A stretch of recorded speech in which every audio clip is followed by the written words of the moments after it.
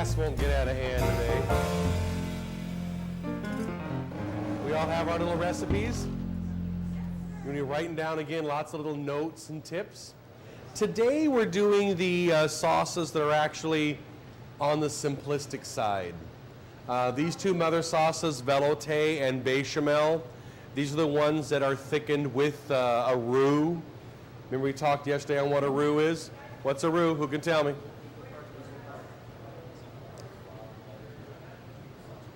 Equal parts flour and butter. When he says butter, we're talking what kind of butter though? A clarified. And he said something very important. He said equal parts by weight.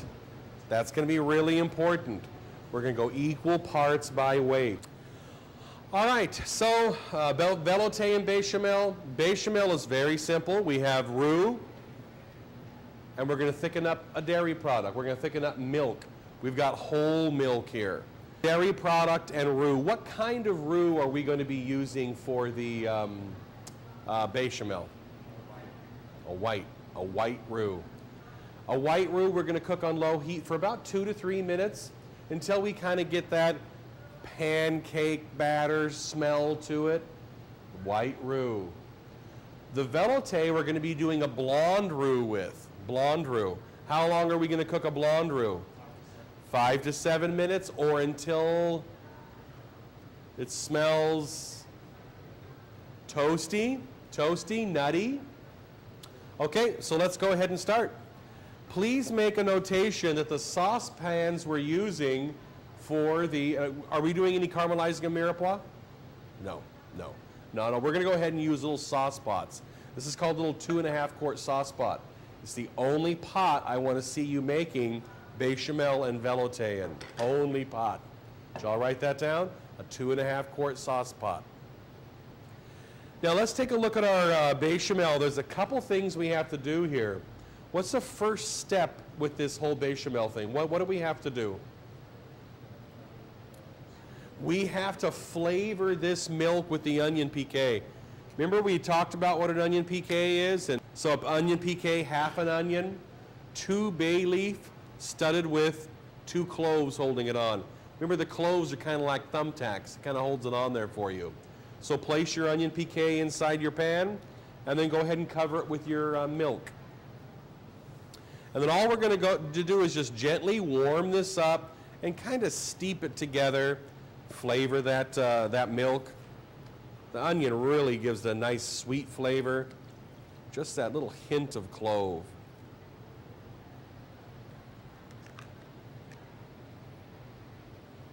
I'm going to take this and I'm just going to kind of put a medium-low heat underneath it. Don't just turn it all the way up on high. All you're going to do is burn that milk on the bottom and lots of scrubbing going on. All I really want to do is just let it sit to that point so I start to see little steam come off. I'm not going to BTAB. I'm not going to bring that to a boil. Just kind of start that warming process. While that's happening, let's go ahead and cook our roux for it. Please make notations. I'm going to need another pot now for the Bechamel. One I'm steeping the milk in. I'm going to have another one here I'm going to make the roux in. So make your roux in a little pot. Equal parts. We weighed them out on our little scale. How much fat do we need? 2.25 ounces. Because what does it say on the recipe? It just says what? 4.5 ounces of roux. So you see how much fat we need? Half and half, 2.25. How much flour do we need? 2.25. Gonna blend that together. Notice I'm not on the heat. I'm not gonna start cooking this roux until I get it on the heat. I want to get this all blended nicely.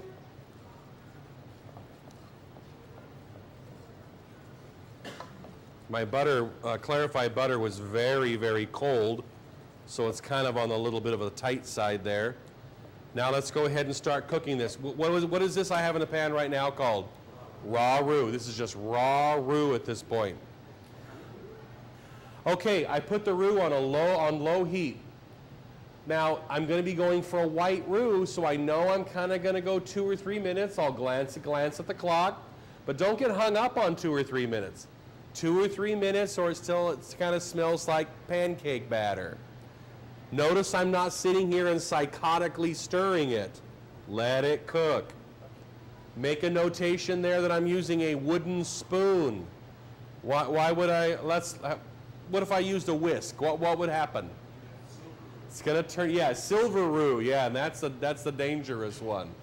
So we don't want to be whisking inside of aluminum pans a great deal. So this is warming up, gonna cook it, not stirring it the whole time, let it cook. Our milk in the back is heating up nicely. Again, we're just going to get a nice little steam coming off of the actual top of it. Cooking our roux. It's on the runny side. Look at that. It's all nice and hot now. Again, I'm on low heat. Just going to cook that flour. I'm not going to just crank up the heat and burn it. Also, remember, I'm letting the flour cook. I'm not going to stir it the whole time.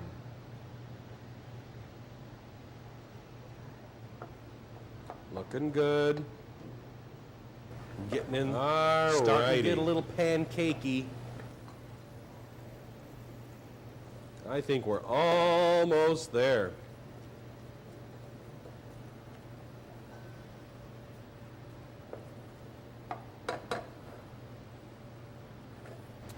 Okay, our milk is not ready yet. We're there. As far as that whole little steeping process, I don't see any steam coming off.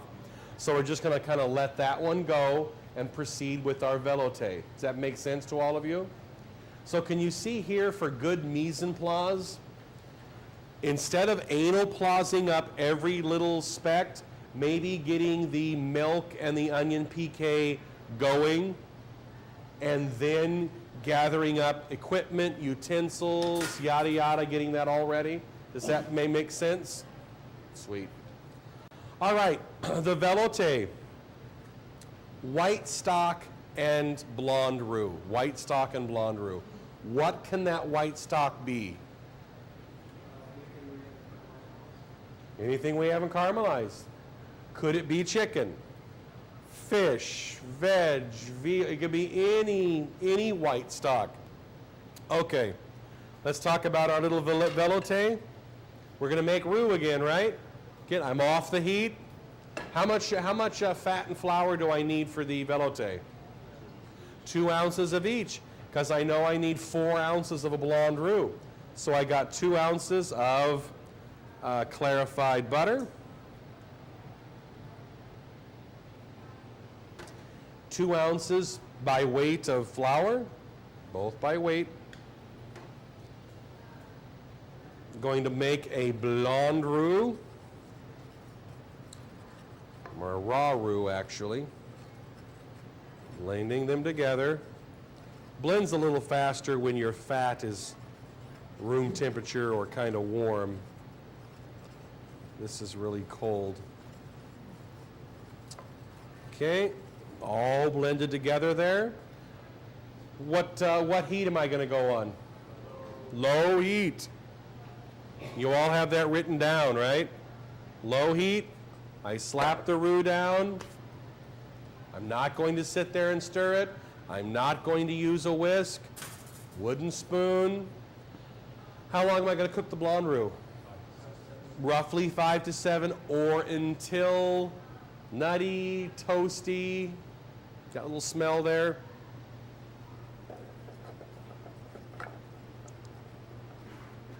It'll be nice. Starting to see our milk heating up for the bechamel there. It's a looking good. Sachets. What's in a sachet again? Parsley stems, bay leaf, peppercorns, thyme. little pinch of dry time in there. We've got our blonde That's just roux kind over of low a heat. standard classic. Stirring it around. I'm not going to stand there and stir it the whole time. This one you're going to see it kind of go into the nutty brown color. Very, very light though. And take on that nice aroma. Okay, we're almost there, kids. Almost to a little nutty state. Again, you got to kind of watch it. You're looking at your clock, but you're waiting for that little nutty smell going on.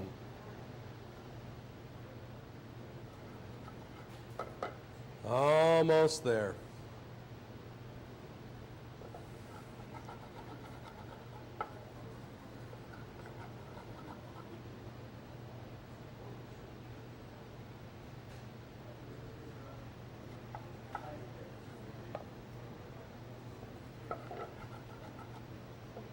Nutty toasty.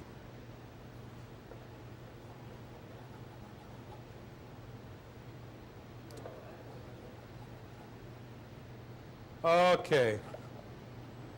Yeah, this is nice. You'll notice with this one, the color is more tan than anything. And we have a hot roux. A nutty aroma. Now, let's talk about, we already know how we incorporate liquid into roux, but let's talk about temperatures. If you have a really hot roux like we have right here, the liquid that you add to it, maybe have that not so hot. You'll read in your book that they like to be opposite temperatures. They don't need to be extreme opposite though. You don't need to have super hot and then, oh, we have to make sure that we chill this down. But they do like to be different. They incorporate a little bit better. Notice what I'm going to be using. I'm going to be using a whisk now. Just for the incorporation of that whole liquid into roux. Take great care not to dig and scrape in the pan. You're just blending those two things together. Once it's blended nicely, switch back to a wooden spoon. How are we going to be tempering the liquid in? 1/3 at a time. Okay, I've got kind of a medium heat going on. I'm going to add 1/3 of my liquid. I'm whisking lightly. And then what do we need to do? BTAB, bring it up to a boil. Again, just lightly whisking. I'm taking great care not to dig in the pan. The roux, because it's not hot yet and the starch hasn't totally opened up and grabbed the liquid, it's just kind of floating around like little grains of flour. It wants to sink. That's why you want to keep it moving. Because if it does sink, what's it going to do on the bottom? Stick, burn, and then you're not going to be so happy. Okay, we're looking nice. Again, just lightly whisking. I'm switching hands here because it's very warm. I've got my flame on pretty high at this point. I'm starting to feel resistance in the pan as I'm stirring it with the whisk, so I know it's starting to get hot. The flour's starting to grab. I'll show this to you in just a second. It's blended together really nice. Remember, with proper tempering 1/3 at a time and bringing it to a boil, you really don't have any lumps. Okay, let me show you with a spoon what I've got right now. What I have right now is a kind of a very thick, very thick liquid here. Nice and creamy. Looks like a gravy, right? Okay, that's blended nicely. So what are we going to do? It's time for our second third. Let's take our little white stock. This does happen to be chicken stock. And we're going to blend that together. And we're going to bring it to another bowl.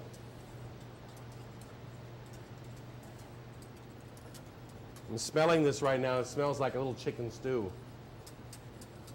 Because that's what a velouté should taste, or give the aroma off whatever white stock that you're using. I'm going to go ahead and switch to a wooden spoon at this point because there is not a speck of lumps inside of here.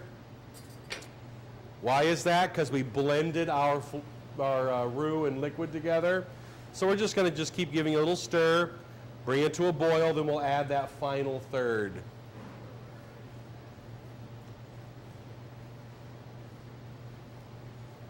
Notice I'm running my spoon around the corners. Don't forget to hit those corners. Can roux build up in them? You don't know it's there? Yeah.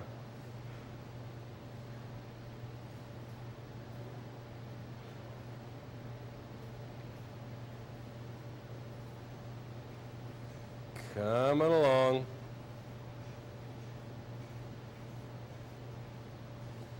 Lots of soups, stews, based on like a veloute. Who's ever heard of a sauce called a supreme sauce or a supreme sauce? That's a small sauce from a veloute. Addition of cream and things. Okay, I'm up to another hard boil. So I'm going to add my final third of the stock. And we're going to bring that to a boil. Then we're going to reduce this to a simmer. How long are we going to cook a veloute? When will we know it's done? Okay, a minimum of 30 minutes. Why?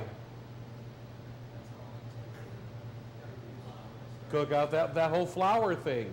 Remember, when we're dealing with roux, we have to do a minimum of a 30-minute simmer, a minimum, to get rid of that little floury taste, sometimes even longer.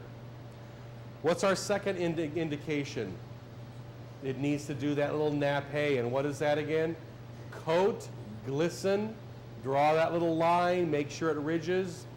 Life is good.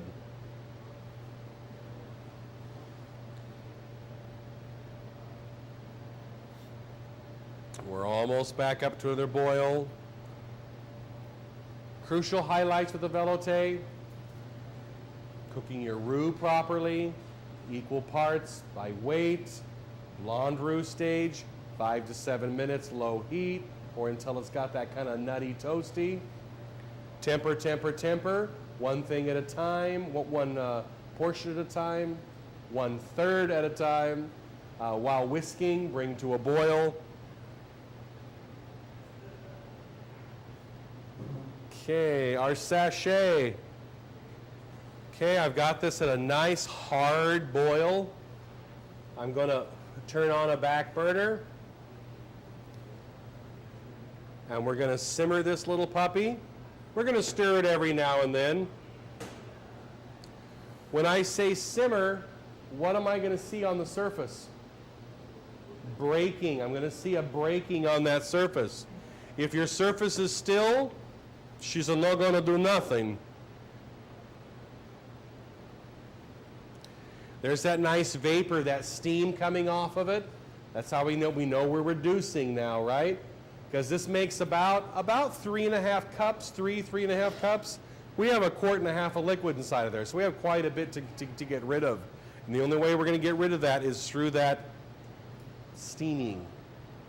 Let's put our sachet in. Again, I'm kind of obsessed with that whole wetting of the sachet.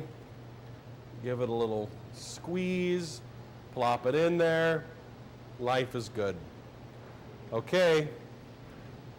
Any magic? Pixie dust? Voodoo? No, maybe a little voodoo. But the production of veloute, pretty simplistic. Blonde roux, white stock. The techniques of bringing it together. All right, let's take a look at our bechamel. Can you all see that we have a little bit of steam coming off the top of that milk there? Our milk is ready. Note that on your recipe there, it says that the onion can be put back in during the simmering time. And that's really important. You know, we're going to take it out now because I'm going to need to pour from the pot, and if you leave the onion piqué in there, you could have a big plop going on. So I'm going to go ahead and just take it out and set it aside. But once I get the roux incorporated back in, I'm going to put the onion piqué back in and let it simmer the whole time. That is an optional, something optional that you can do. I like to do it because it really takes on a nice flavor. I love the flavor of onion, and it really sweetens the bechamel when you're done with it. Gives it a nice flavor. Okay, we've got our hot liquid. We've already made our white roux. It's cooled down a little bit, so now we've got that little principle taken care of, right?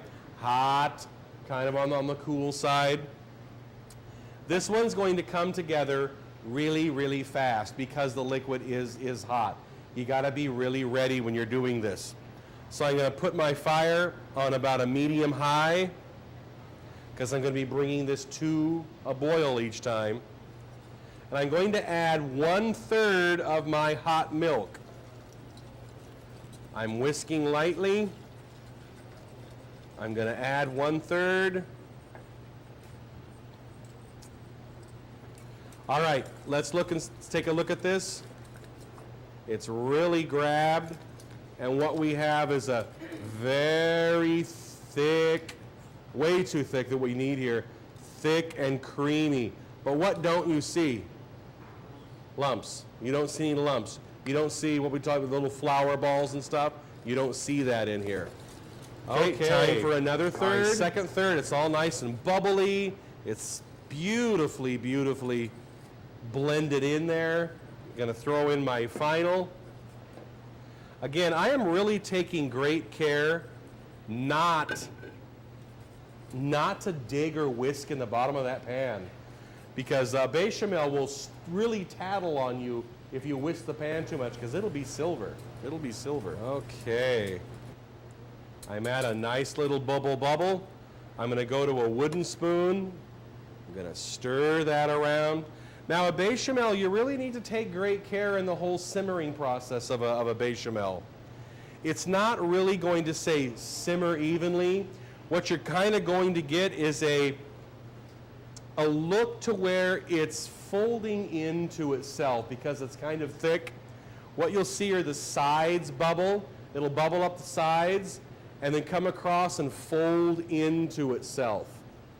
Then I'm going to put my onion piqué back in because I like that flavor. When you go to taste this, I think you will too.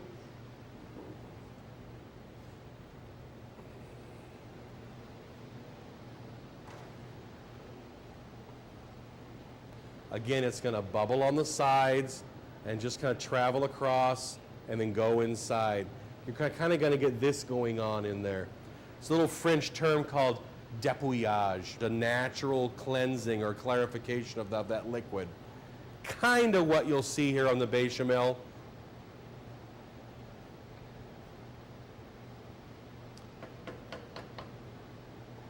All right, so these are going to simmer. Again, every now and then, I would probably say every 3 to 5 minutes, you're going to come over and give this bechamel a little stir. Make sure you're not getting too much buildup on the bottom. Lightly coat the back of a spoon. I'll bring this over. We definitely have a nice sheen on there. Does it nappe? Beautifully. Ridges nicely. And then we're going to go ahead and strain this. I'm going to strain this through a chinois. I'm not going to worry about the sachet that's inside of here. It won't go through the chinois. Ah, look at that. Look how long it's going to take till it starts to drip. Quite a while there. There's a nice viscosity to it.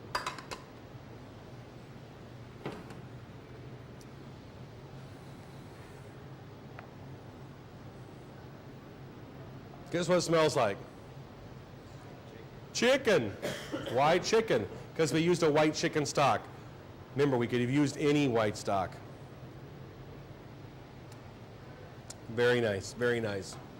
It definitely doesn't need any seasoning because that was the base we used. I'm going to go ahead and finish off the bechamel, and then I'm going to have you guys taste both of them at the same time as you come through. Our bechamel, it's been a minimum of 30 minutes. It's definitely got a beautiful consistency to it. This one's done when you can pick up the sauce, pour it, and it billows on the surface and falls. Billows and falls. Can you all imprint that on your mind? What if you poured it and it billowed and stayed? She's too thick, all right? And then you would thin it out with what? More hot milk, whatever your main liquid ingredient is.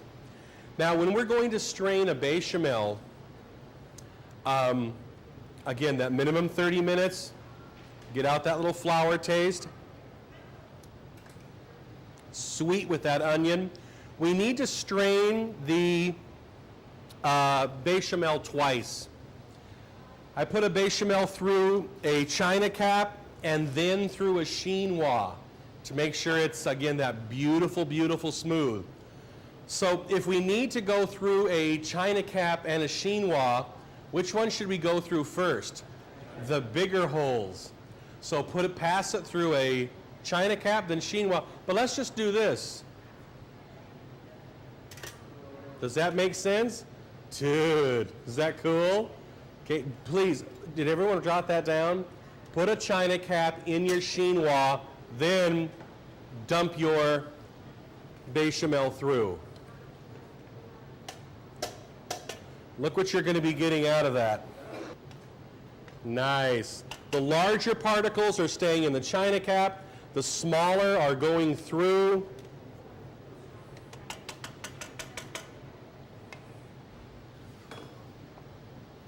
And what we have here, take a look at this, is this beautiful, silky, creamy. Is that nappé in the back? Oh yeah. Hugely, hugely. Now we're going to balance that out. Maybe that little tiny bit of nutmeg in there. Wonderful. Needs some of DJ's sausage and magic. A little pinch of white pepper. Remember in mother sauces when it calls for pepper, it's referring to white pepper. And I'm going to just blend that together. Did you all note how much nutmeg I added? It was a pinch, a pinch. It's to be a nuance, not a major profile. Wonderful. I need some biscuits. Magic, pixie dust, anything like that going on? You all think that you can duplicate these? Pretty easy. White stock and roux, dairy product and roux. One is blonde, one is white. Crucial, 30 minutes, get out that flour taste. Taste it, make sure it's gone. Adjust. Does the bechamel billow and fall? Beautiful. The veloute coat, nappé, sweet. And there